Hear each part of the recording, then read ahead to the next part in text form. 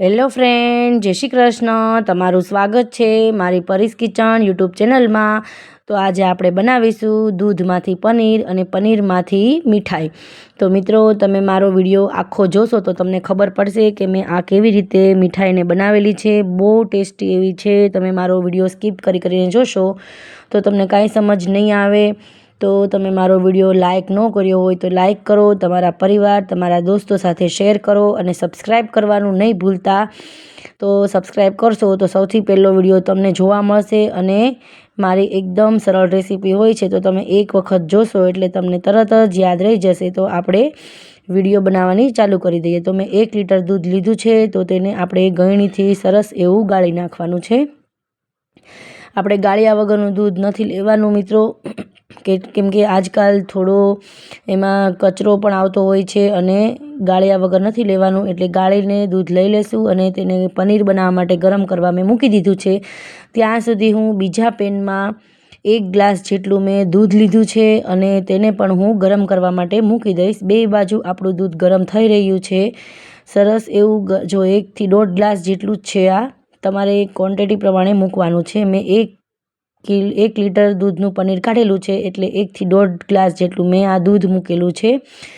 એમાં આપણે 1 કપ જેટલી ખાંડ નાખવાની છે. નાનો એવો કપ મેં નાખેલું છે. તમારે તમારા કોઈ પણ સેટ કરવાની છે વાટકીને. હવે આ બે એકસાથે જો કેવું સરસ ગરમ થઈ રહ્યું છે. આ સાઈડ મારે પનીર કાઢવાનું છે 1 લીટર દૂધમાંથી અને આ ખાંડ અને દૂધ સરસ એવું મેં ઉકળવા મૂકી દીધું છે. તેમાં જ આપણે આ મીઠાઈ બનાવવાની છે.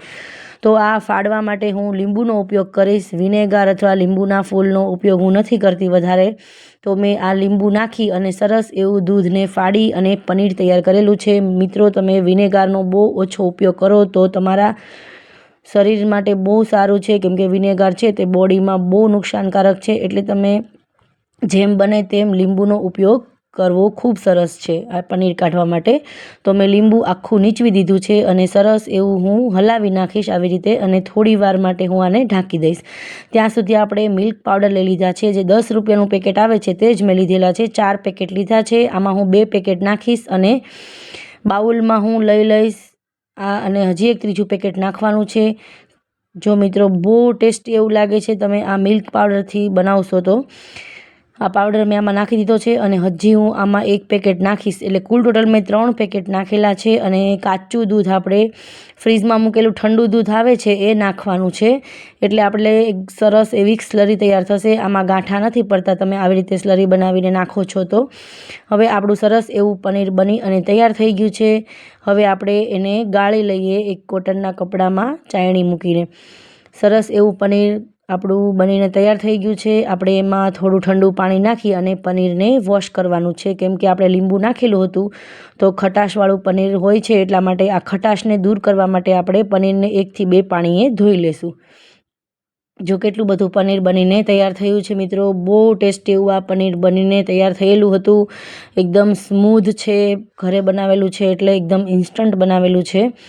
હવે આપણે આ થોડી વાર ઠરે ત્યાં સુધી આપણે દૂધ અને ખાંડ મૂકેલું છે તેને હલાવી લેવાનું છે થોડું. સરસ એવો ઉભરો પણ આવી ગયો છે અને એકદમ જાડું દૂધ બનીને તૈયાર થયું છે.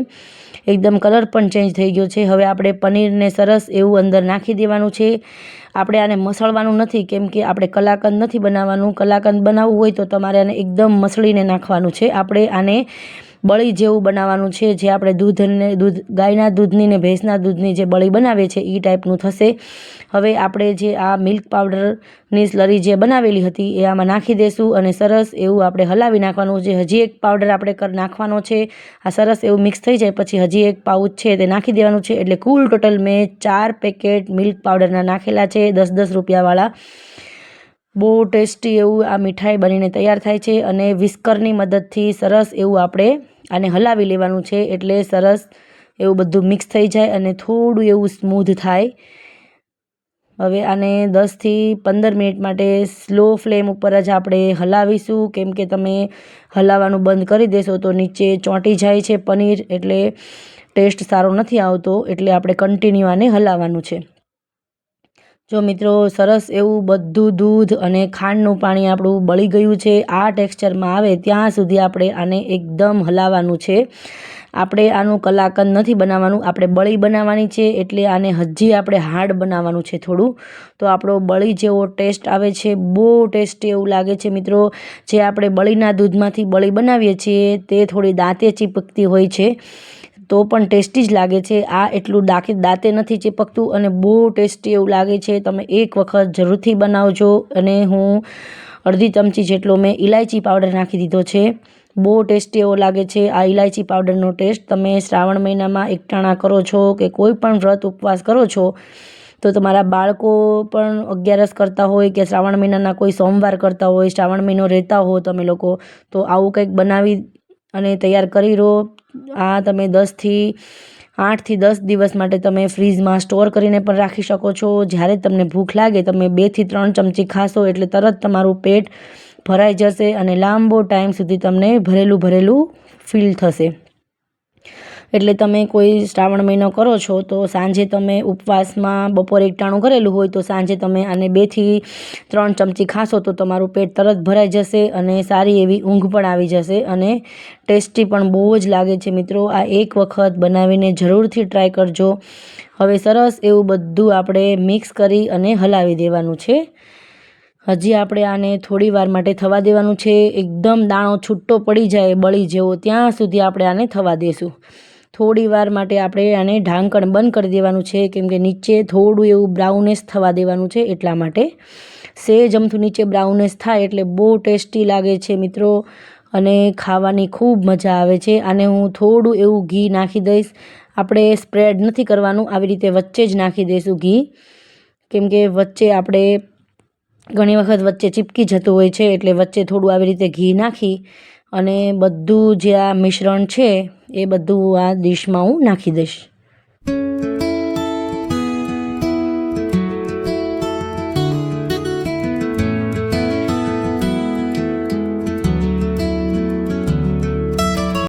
આ બધું અંદર નાખી દેવાનું છે। જો મિત્રો નીચે પણ થોડું એવું મેં આને બ્રાઉનેસ થવા દીધું છે, કેમ કે આનો ટેસ્ટ ખૂબ સરસ આવે છે, એકદમ સરસ બળી જેવું આપણું આ મીઠાઈ બનીને તૈયાર થઈ છે મિત્રો। આને બળી જ કહેવાય છે, પણ આપણે જે દૂધ બળીનું આવે છે તેમાંથી મેં આ બળી નથી કરેલી, ફ્રેશ દૂધમાંથી જ મેં આ બળી જેવી મીઠાઈ બનાવી છે।